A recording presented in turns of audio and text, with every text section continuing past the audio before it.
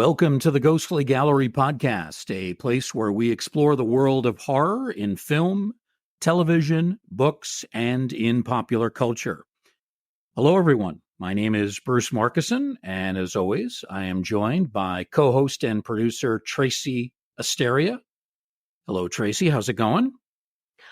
Much better this time, Bruce. The snow is pretty much cleared up, and we are now awaiting a nor'easter coming in on Tuesday and Wednesday, which might bring lots of snow, but beautiful. I'm going to stay positive. Yeah. Well, there's been a development here at my house since the last time I talked to you. I was given a belated birthday present by my wife and daughter, and it just came in the mail yesterday, and it's a beautiful Svengoolie lunchbox. Aww. Really nice. Really, really nice.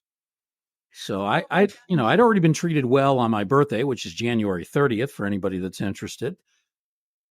And they told me, well, there's one other present you're going to be getting, and it is going to be a few days late. And it turned out to be really nice. So I've been watching Svengoolie on a regular basis now for a while. So it was kind of cool to get an official Svengoolie MeTV lunchbox added to my collection. Oh gosh, I need to see that. Yeah, my camera is not on right now, and of course this is usually an audio show, but maybe at the end of the show when we're done recording, I'll put my camera back on and show you what it looks like. It's pretty awesome. Cool. It's added to my collection, which also includes one for Scream. I've got one for classic horror like Frankenstein. I think I've got Creature from the Black Lagoon, and I've got two for the Addams Family, which is one of my favorite shows. No, not the Addams Family, the Munsters. I like the Addams Family, but it's actually two for the Munsters. One is kind of a miniature lunchbox, and one is regular sized. And we were able to get those on Amazon. Those were old Christmas presents that my family came up with for me.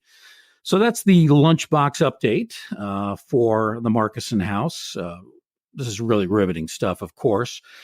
We're going to get to far more riveting material now with our guest this week, and he is Dracula expert Tucker Christine.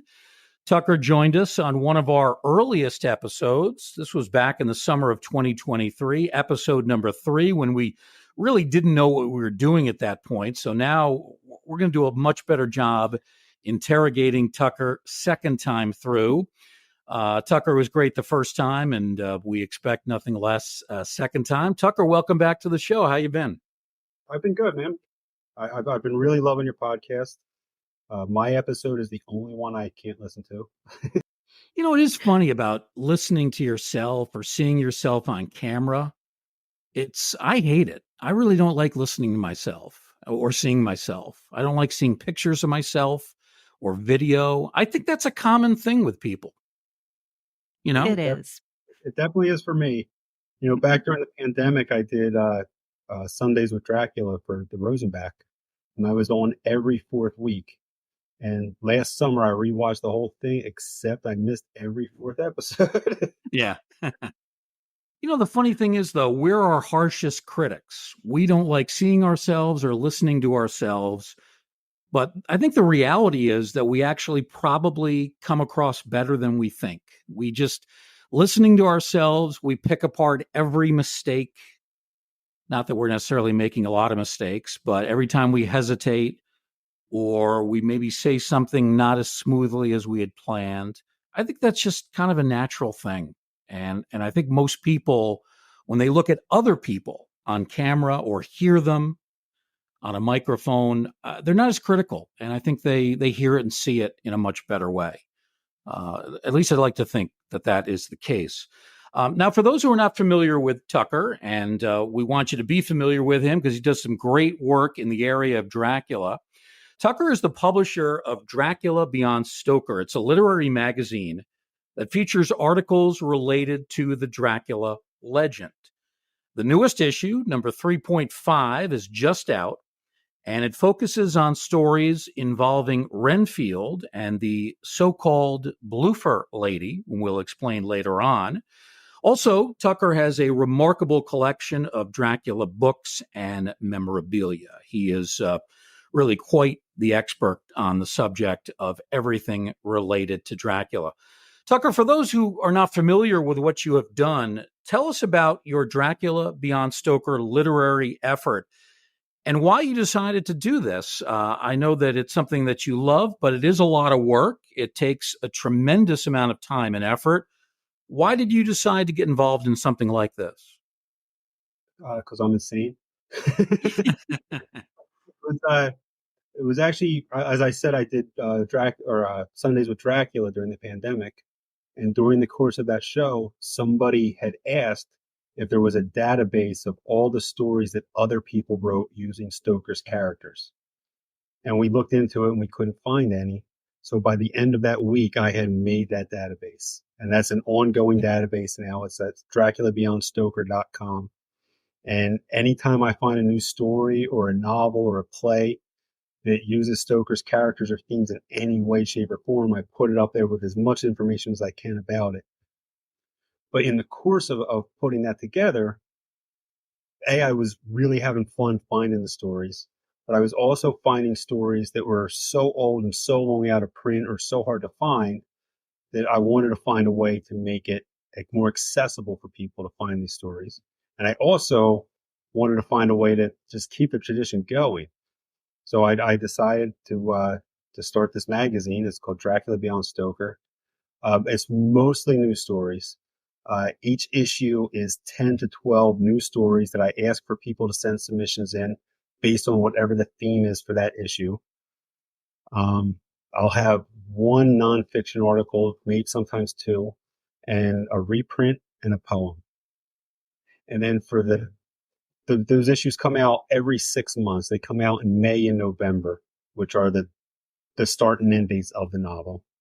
And then in February and August, I do what we call half issues. And that started out as a way to tie the main issues together.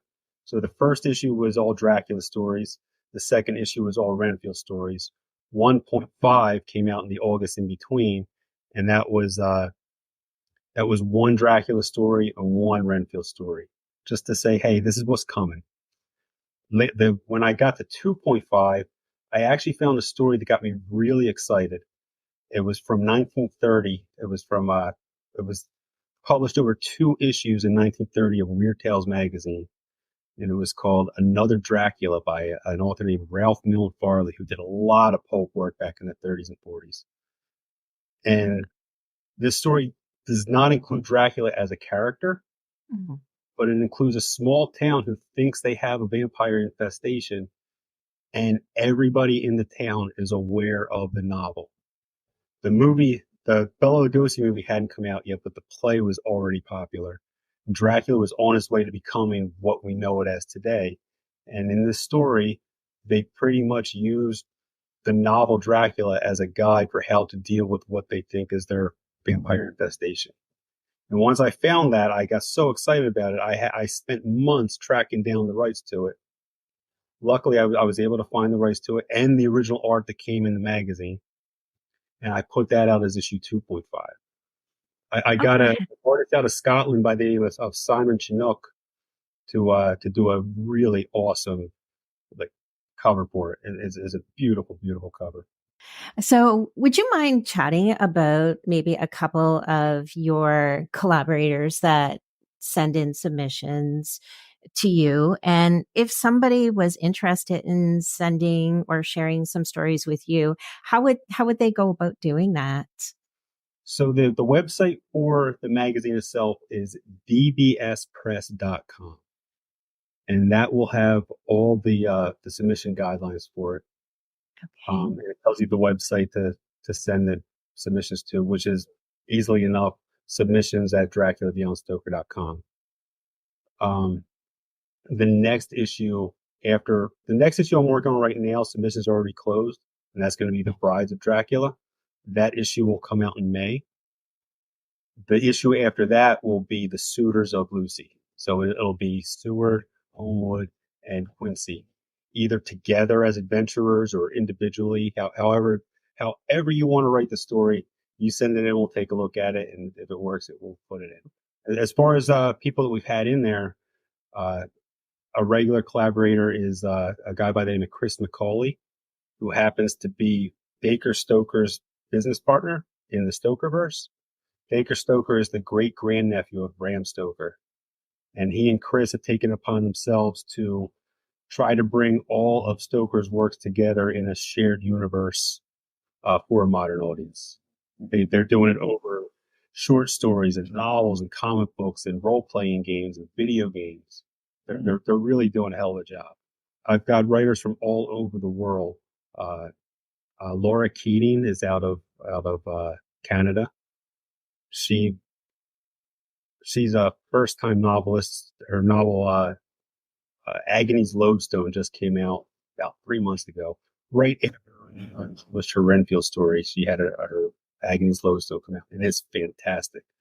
It's a found footage haunted woods story. It's really great. I've got writers out of Portugal.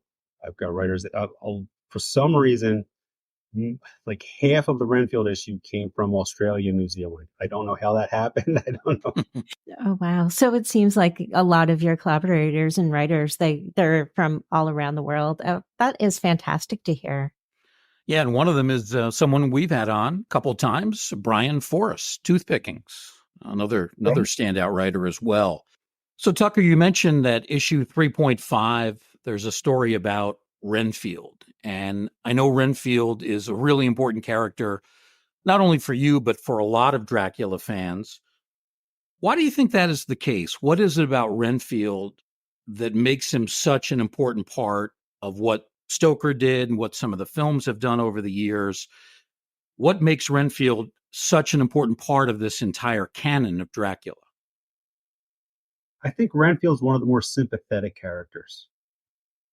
He gets sucked into this thing without wanting to. Throughout the book, he wants to be helpful to Van Helsing and Mina and Jonathan, and he's helpless. He can't. It's beyond his control. Dracula completely controls everything he does. In looking at some of the film depictions of Renfield over the years, do you have a particular favorite? I love Dwight Frye. Dwight Frye is awesome, and I think Nicholas Hoult did a fantastic job of channeling Dwight Frye. Yeah, especially in the beginning of that Renfield movie when they put him into the old movie. He did a great job of channeling that. And I love Tom Waits and anything Tom Waits does. You can't beat him. and he was in the 1992 one, right? Yes, Yeah. He's in the Cope. Yeah, He works with Cope a lot. right. I wonder what audiences thought of Dwight Frye, because even now, when we look back at that performance from 1931, it's still pretty striking. And we've been conditioned to expect a lot of craziness in horror films. But back then, that must have really been shocking to audiences to see that kind of a character on screen. Oh, and especially that laugh that he does. It's, in theory, it's ridiculous. But in practice, it's chilling. Yeah. That laugh is probably the scariest part of that movie. So Renfield is one of the characters in your most recent issue.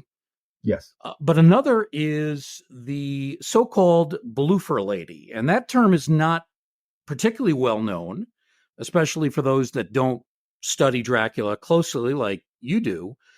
Explain to us exactly who this Bloofer Lady is. So after Lucy was turned into a vampire by Dracula, but before they staked her, there were newspaper clippings about children being abducted and harmed, and they all spoke about being taken by the Bloofer Lady, which they determined to be child speak for beautiful lady. And so the Bloofer Lady is Lucy Westerner. In our issue 3.5, the Bloofer Lady story is an organization that was started by Lord Homewood. They were a supernatural investigation organization, but they're way beyond Homewood now. They're way beyond their founding, and they've kind of forgotten why they were founded. One of their members thinks he's figured it out, and he connects Homewood to the Bloofer Lady, and he has found a way to see if the rumors of the Bloofer Lady are true. And they track down her crypt, and he has a ceremony to revive her. And things do not go as well as they think they're going to go. Is one of the things about the Bloofer Lady that's kind of frightening is the fact that she is seen by children, and that brings kids into this equation, and that makes it even more horrific? I think that's part of it. But Stoker was not afraid to have children being attacked because he has the bride's feet on a baby earlier in the book. So, Yeah. but yeah, the fact that she feeds on children, but at the same time, she does release them back into the wild, if you want to put it that way. Yeah. She doesn't drain them completely. She feeds on them and sends them home. So these are some of the stories in this most recent issue that you've done, and you've also sent out, you've gotten submissions now for your next issue, which is going to be coming up in May. And the focus there is the Brides of Dracula. Tell us a little bit more about that.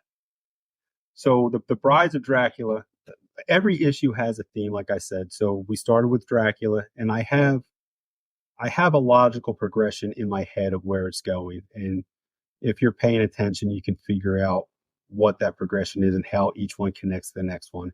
So it started with Dracula, then it went to Renfield, then it went to Lucy, and next it's going to the Brides. And the Brides, I think, is a good prompt for writers because they're not tied down to the baggage of other characters that are more fleshed out. Because Stoker tells us absolutely nothing about the Brides. The only thing we know about the Brides is they live in the castle. There's 3 of them, you know? Yeah. That's about it. They get mad at Dracula because they say he never loved, you know? But other than that, the writers can take it wherever they want to go. They show us what they were beforehand, have them survive, have them, they cheated death somehow, and Van Helsing didn't get them. Show us what happens there. You know, show us what happens when Dracula leaves the castle and they're home alone for months on end. You know, it's interesting that he doesn't write much about them. They're talked about early in the book, and then I'm not sure if they actually even return later on. They return to be staked by Van Helsing. And that's toward the end? Yep. Yeah. They try to seduce Mina into joining them and leaving Van Helsing. And then he goes in the morning, he goes into the crypt and stakes him beheaded. Then you look at the history of Dracula films, they're not necessarily given that much attention. There was that one movie that Hammer did in the early 1960s, which really is excellent, The Brides of Dracula. I think it's one of the better Hammer vampire films. But then, other than that, it's not a subject matter that's really been delved into all that much. Any thoughts or theories as to why that might be? I think they're just following the tradition that Stoker set out. You know, they're there to look pretty. When they are there, they're just there to look pretty. Yeah. What did you think of the Hammer film? I assume you've seen it? It's been a long time since I've seen it, but yeah, I remember there's no Dracula in that one at all, though. It's just the Brides, right? There's a vampire, but he's not Dracula, and it's not Christopher Lee. It's a lesser known actor, David Peel. Yeah. Yeah, so it's a good movie, but it's really not a Dracula movie. It is more centered on the Brides and on Van Helsing, who is there in the form, of course, of Peter Cushing. So this issue will be coming out in May, and this will be a full issue, right? That'll be a full issue, yes. And Tucker, for those who would like to subscribe, and not only pick up that issue, but have a yearly subscription, is there a way for them to do that? What's the best way? I'm really on an issue by issue basis. I don't really have a subscription service set up yet, but all the issues are available on dbspress.com. And you can purchase them. You can purchase them individually right there. You purchase them individually. I have some bundles up there, so they save money by buying multiples together. There's no purchase link for the Brides one yet. once I have the stories finalized and know what my final page count is going to be, then I'll have it up there. Right. So we've talked a little bit about Renfield, and I want to bring up the movie that came out last year. It was in the spring of 2023, and you did reference it earlier. It's the movie with Nicholas Hoult and Nicolas Cage. And I know that you're a big fan of the film. Tell us what you like about the 2023 film version of Renfield. I really like, I like the beginning where they insert Cage and Holt into the 31 movie, but I love the humor because it's a sick sense of humor that it's got, and I like that it's a secret superhero movie. That's what I always tell people. I said, don't go into this expecting a horror movie. This is a secret superhero movie, and Renfield himself is the superhero. He eats those bugs and he gets his powers, and it's just a lot of fun. It's very comedic as well. It's not one that you should go in expecting this is going to be a serious, straight horror movie. It's also, I think, the perfect level of Nicolas Cage. Nicolas Cage can sometimes be over the top, and he skirts the line here. He's almost there, but he's just under the line, and he's like perfect. I have to confess, I hadn't been familiar with Nicholas Holt's work prior to that movie. I thought he was great here. He was really good.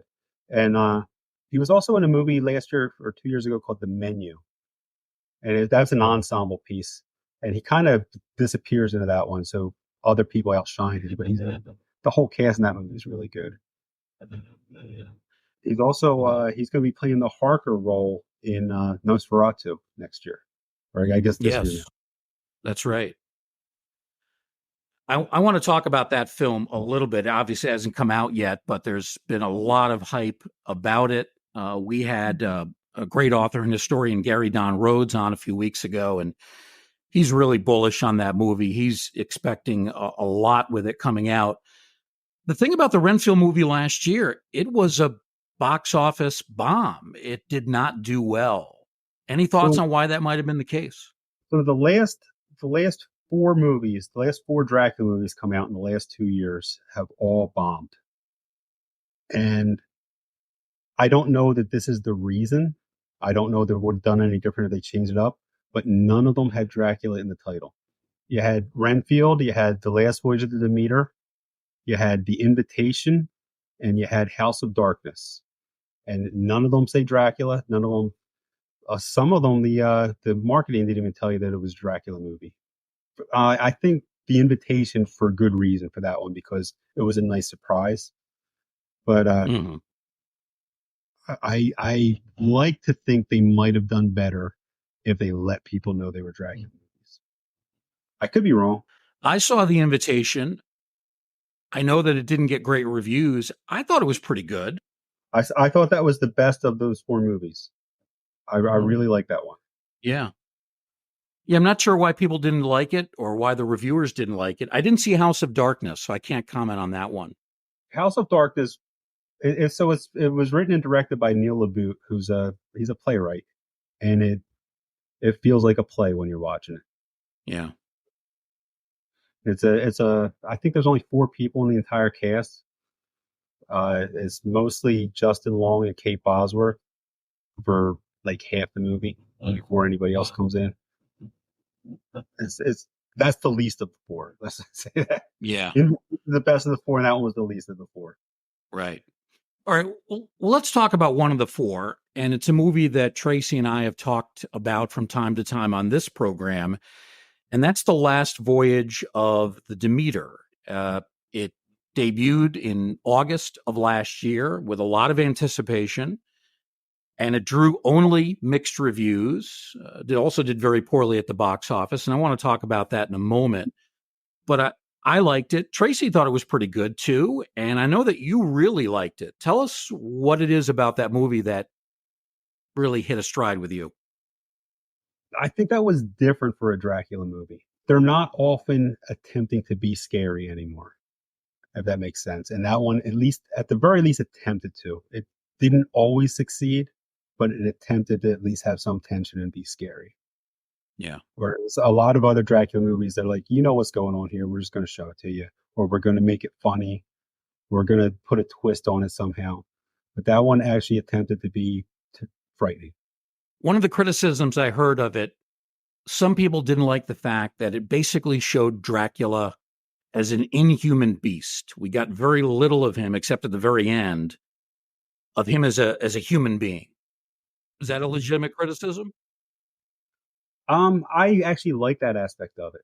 I like the concept that his human form is actually his disguise. I think they actually say that in the movie, that like he's actually the monster, and when he's a human, it's that has him disguising himself, and I like that idea. Yeah. I actually didn't like the end because I think he was too monstrous looking still at the end, and he's sitting there in a bar looking like a monster. It's like who's going to talk to this guy? Yeah. Mr. Hyde in the 1931 movie with Frederick March, where he's sitting in a bar and just looks absolutely ghastly, and yet a lot of people don't necessarily notice him. That's in a way that's kind of hard to believe. Yeah. He wasn't sneaking out of that bar unseen, you know. Right. Do you think they left it open? Just because I thought it was kind of a different type of an ending for that movie. Do you think they left it open for a possibility, like they could write another story as a? I think they were hoping, and I wish it was better so we could see what they were thinking. But I don't think we'll ever see what they had in mind. Now, like the other movies, it did poorly at the box office, and you mentioned the absence of Dracula in the title as a possible reason for all these movies struggling. There was also the issue of competition. It came out during the summer of 2023, which was dominated by two other films, Barbie and Oppenheimer. I think that's a considerable factor. Is it the only one? Are there other things at play here? There could be a million things at play. I mean, it had no real stars. It's like you said, it's got competition. I don't think a whole lot of horror movies did great last year. Yeah, it could be any number of things. But it was highly anticipated. We talked about it when we had you on and before the movie came out, and you were expecting big things. I was expecting big things. And in terms of its quality, I think it delivered, but certainly the numbers at the box office were not there. I almost think, Tucker, this is one of those films. They should have maybe looked at the landscape and said, these other two movies, that's what everybody's talking about. Maybe we wait until October. Maybe we wait until Halloween. I mean, that's happened before with films where they get delayed for a number of reasons. That, to me, that might have been the smart thing to do here. I never understand when a horror movie's not at Halloween time. Yeah. I mean, I would spend the whole month of October in a theater if they put all the horror movies out in October. Yeah. The only four movies I went to see in the theater last year were Renfield, Demeter, Barbie, and Oppenheimer. Well, I got to ask you, I didn't see either Barbie or Oppenheimer. What'd you think of those two? I like them both. I really will be surprised if anything beats Oppenheimer at the Oscars this year. Yeah. It was a phenomenal. It was, and Cillian Murphy just disappeared into that role. I mean, like Cillian Murphy wasn't even on the screen. That was somebody else completely, And Barbie was fun. I watched both those with my daughter. We did the Barbenheimer double feature, my daughter and I. Oh, in one night, yeah. Yeah. We went to see Oppenheimer first, and we went to have pizza, and we went back and watched Barbie. All right. Well, I give you credit. Were you awake by the end? Oh yeah. We did it early in the day. So. Yeah. Let me pick up on one other point you mentioned a moment ago. It was not really a great year for horror in general at the box office. And I'm wondering if that might lead to more streaming films, more films that, are targeted for one of the streaming channels. Tubi is doing a lot of, made for Tubi horror. Not a lot of it's necessarily good, but there have been a couple of decent films that have come out of that. There was a film that came out last year, and I'm blanking on the title right now, Tracy might remember because we talked about it during one of the shows. It's the one that's set in the 1960s, where the village every year has this tradition on a Halloween night, and they're chasing down the character of Jack. And if they're not able to capture and kill him before midnight, it's going to be a bad year for the town. It's going to be a bad year for the crops. It'll come to me. But anyway, It was a really good movie. It was my favorite horror movie of all the ones that I saw last year. But it was a movie that was not released in theaters. It, I believe, came out on MGM Plus. That's where it debuted. That's where it stayed.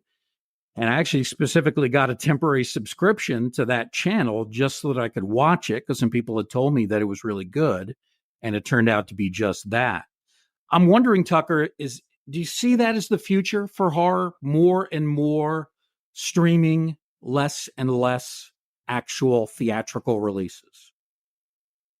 Yeah, I think so, but I really don't think it's anything new. If you remember the days of VHS, there were so many more horror movies that just went straight to video than actually went to the theater. And they were all the good ones, like the New York Ripper and stuff like that. It was all the stuff that you wanted to see went straight to video. It didn't go to the theater. Yeah. And I'm hoping, I shouldn't say hoping, but I'm thinking we're getting back to that just with the streaming services. Well, I guess there's some good to that, in that you don't have to pay the ticket price to go to the theater.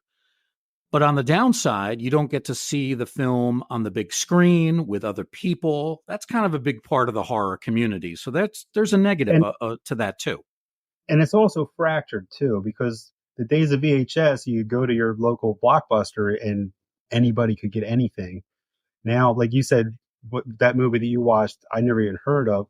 It's because it's on MGM Plus, and I don't have that. So I'm hearing it from you for the first time, and now I have to make a decision: do I get MGM Plus to check it out, or when things are more accessible, they're more watched, Well, I think it's going to be an interesting future to watch for horror in the theater and that kind of an experience. But you make a good point. This is something that's been going on for quite a while, where a number of great horror films have gone straight to video, have gone straight to streaming. And so in a sense, it's not a new development. One final area that I'd like to talk about with you tonight, Tucker, is your collection of Dracula memorabilia. You've got hundreds of books. You've got lots of interesting artifacts that you've picked up. I know you picked up some items on your recent trip to New Orleans with your family. Anything that you've added to your collection since we talked to you last summer? Actually, yeah. It's something that's really pretty common to Dracula collectors that I just happened to lose a copy of. So I had to rebuy something that I already used to have. But I got 2 copies of the Grosset and Dunlop versions of Dracula, which, if you're not familiar, Dracula was first published in 1897 by Archibald Constable in London, and then in 1899 by Doubleday in America. And then in the 20s, it got licensed out to a company called Grosset and Dunlop. And that is the most common of the older versions. And you'll see it pop up on auctions all the time where they say this is the first edition, and they'll try to get outrageous amounts of money for it. But even though it's the most common, it's something that if you're a collector, you have to have in your collection. So I was able to find one of the early ones. So like, I think it's about 26, 27 is when they started doing it. And then that the original version was on tan boards with tan writing. And then when the movie came out, they did a version with 4 photographs from the Lugosi movie in it, and they put it in red boards with black writing. So I was able to actually get both the tan one and the red and black one. They're very hard to come by with original dust covers. So both of mine actually have facsimile dust covers. There is one more that is actually black with red lettering that I've seen twice now. but I've never been able to win the auction for the black with red right. I'm not going to say specifically what it is because I'm hoping to get something out of it for the magazine to be a surprise later on down the road. But I got another old pulp magazine with a Dracula story that I was able to win at auction, and I'm now in the process of tracking down the copyright for it. Would you like to tell our listeners some of the events that you'll be going to over the next couple of months, just so they can keep an eye on where you're going to be? Sure. I go to a lot of events, usually over the summertime when they're more available, to sell the magazine and talk to fans and get to know people and everything. The next one is actually next weekend. I'll be in Allentown, Pennsylvania, something called the Horror Sideshow Flea Market, and it's just a 1-day horror convention is what it is. So I'll be there selling books and talking to people. I think their guest list includes Tiffany Sheepus and Eddie Deason. I forget. That's a smaller one, so it's more obscure. It's geared towards the horror nerd, is what it's geared. Then in April, I'll be at the Trenton Punk Rock Flea Market. That's in Trenton, New Jersey. That one I've been to before. That's a lot of fun. Nice. They haven't announced guests for that yet, but the guests there are usually from the full spectrum. It's punk rock, so they have punk rock guests. They have last time they had video game guests. They had horror movie guests, and it's a lot of fun.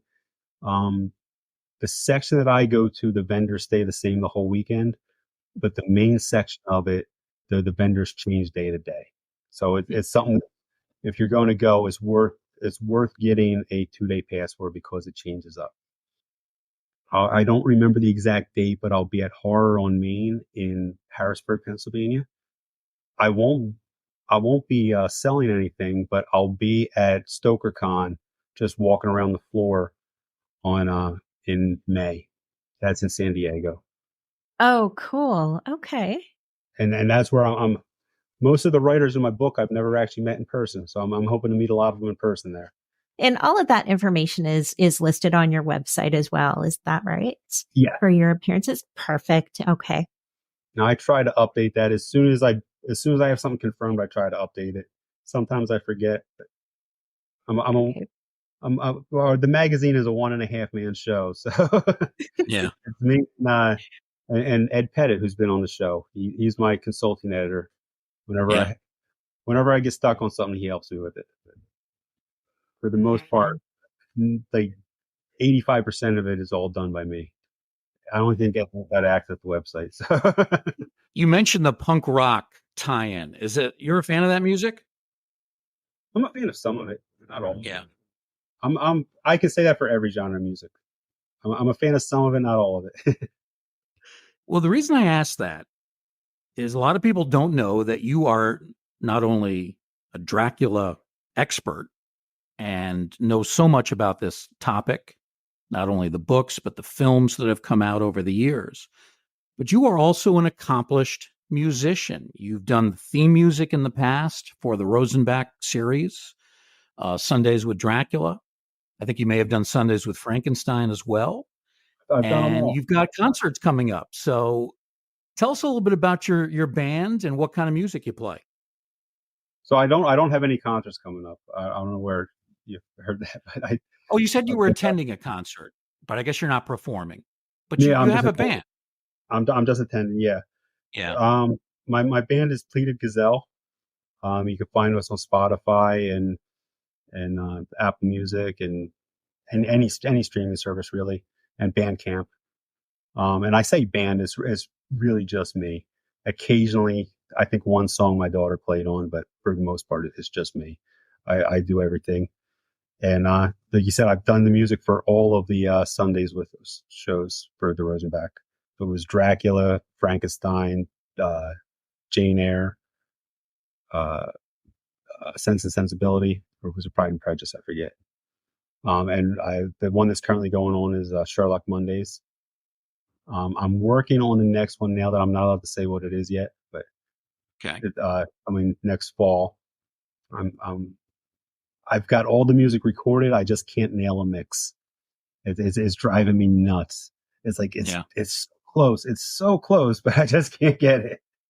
And you do a lot of different genres of music as part of Pleated Gazelle? Yep. I do. My biggest influences, and I don't sound anything like them, but they're the ones that influence me, are Frank Zappa, Philip Glass, and King Crimson. They're my biggest influences, and as you see right there, they're pretty varied, and they're pretty odd. Yeah, well, it's very cool that you've got such diverse interests. Your music with Pleated Gazelle, and of course, your love of Dracula and horror. Once again, the website for Tucker Christine and his literary magazine, Dracula Beyond Stoker, can be found at dbspress.com. Again, that's dbspress.com. There you can order issues of the magazine, Dracula Beyond Stoker. Issue 3.5 has just come out, and then the next full issue will be coming out in May. And again, that will that will be called The Brides of Dracula. That will be the theme. Again, that's coming up May of 2024. Tucker, as always, we appreciate your time and your insights. Thanks for being with us. Appreciate it.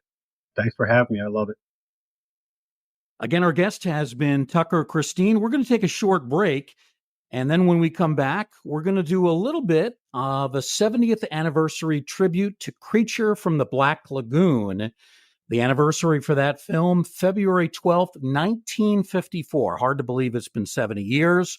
We'll talk a little bit more about Creature coming up in just a moment. Stay with us right here on the Ghostly Gallery podcast.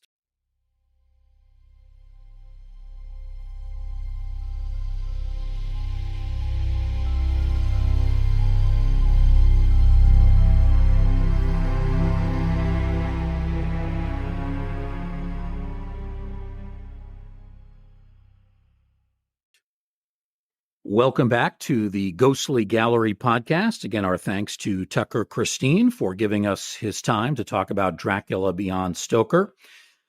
Now we're going to switch gears a little bit from vampires to Gilman creatures. February of 2024 actually marks the 70th anniversary of the iconic film, one of my favorites, Creature from the Black Lagoon. It debuted in American theaters February 12th, 1954. Hard to believe, 7 decades ago. While the film lacks the big-name presence of a Karloff, a Chaney, or a Lugosi, it is still a classic film because of its creative story, excellent costuming and special effects, and also beautifully done underwater cinematography. It's really a striking movie. Director Jack Arnold lays out the storyline in an easy-to-follow fashion. A scientific expedition along the Amazon River reveals evidence of a prehistoric creature living in the water. The leaders of the expedition attempt to capture this creature, who also becomes attracted to one of the group's members, portrayed by Julie Adams. The centerpiece of the film is the creature, or the Gill Man, as he's come to be known. Rather than rely on the heavy makeup application that was used in earlier films like Frankenstein or The Wolfman, the designers of the Gillman suit create a highly effective outfit made of sponge, rubber, and latex. And it looks good on the black and white screen, and functionally it worked pretty well for the performers. Somewhat lost amidst the effects of the monstrous creature are the fine performances of an underrated cast. We mentioned Julie Adams, also Richard Carlson and Richard Denning, all play their roles very smoothly. Their acting facilitates a fast-moving story that is full of movement and fright. Tracy, let's get some of your thoughts on the film. You had a chance to rewatch it recently. What'd you think of Creature? I did. Well, I'll tell you, Bruce, it was a really long time since I first saw that movie. So last Saturday, I did rent it on YouTube, and it was like $3 or something like that, but it was well worth it. I thought it was really great for a movie that's turning 70 years old. The picture quality I thought was fantastic. The black and white I thought was so vivid as well. And the scenery was actually really beautiful. The storyline was wonderful. And, throughout the entire movie, I kept asking myself, geez, how did they film something like that? And there were just so many awesome scenes that prompted me to do a little bit of research after watching the film. And I thought the acting was phenomenal from all of the cast. And honestly, I was really pleasantly surprised to see Richard Denning. I'm most familiar with his work on the radio drama, My Favorite Husband with Lucille Ball. So it was awesome to see him acting, because I don't recall seeing him in a visual role. It's all been audio for me. So it was quite a treat for me. Very nice. Good thoughts there. Tracy, here are a few other items of interest about Creature from the Black Lagoon. First up, you have two actors who actually play the Gill Man. Ben Chapman, who did the scenes on land, and then Rico Browning, who played the creature in the water. Browning's work was especially noteworthy. He was an accomplished championship-level swimmer. He had to wear lead weights on his legs. Otherwise, the foam rubber suit would not properly sink into the water and stay below the surface. So you can imagine how heavy that was on his legs, having lead weights. The suit also absorbed water, making it heavier the longer that he swam. And to make matters even more difficult, Browning had to hold his breath for as many as 4 minutes at a time, which is just unbelievable. But Browning was great. Sadly, he was the last of the major monsters from Universal Studios in the 30s, 40s, and 50s. And we lost him not too long ago. He was the last surviving member of those great monsters portrayed in the Universal films and those black and white films from that era. Another point to make is about the design of the Gill Man's costume and who actually that designer was. And this is something that remains somewhat in dispute. Most contemporary accounts now give the credit to Millicent Patrick as the creator or the designer of the Gill Man costume, instead of the film's primary makeup artist, Bud Westmore, who's listed in the credits. So a lot of people have kind of shifted from Westmore to Patrick. However, Rico Browning, at one of his last public appearances at the Monster Bash convention in Pennsylvania, actually cast some doubts on the theory that Patrick was the primary designer, saying that he believed two other lesser-known makeup artists at Universal actually deserved the credit over both Patrick and Westmore. So if we listen to what Browning says, it was really neither Patrick nor Westmore. It was two other people. He didn't remember their names. They were two other makeup artists who presumably worked under the leadership of Westmore. He believes they're the ones who deserve the credit.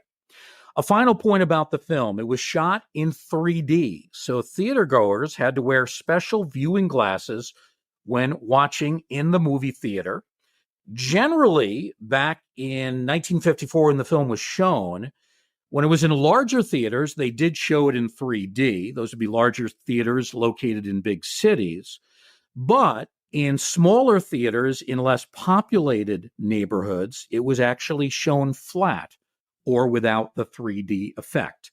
Of course, now we watch the film today and we watch it flat as opposed to 3D, and it certainly is very effective in that area. Many historians regard Creature from the Black Lagoon as the last of the great Universal horror films. It's not a bad assessment, although I guess there might be another film or two that you could slip in there, but I would tend to agree. I think Creature is really the last of those great iconic movies. I think it's also safe to say that the Gill Man deserves its place alongside Dracula, Frankenstein, the Mummy, the Invisible Man, the Wolf Man, as one of the iconic monsters of that black and white era of horror movies. It certainly should be in the same place with those other favorite monsters. In summary, it's a terrific film. It's an absolute classic. 4 stars for Creature from the Black Lagoon. Tracy, final question for you. How many stars would you give Creature?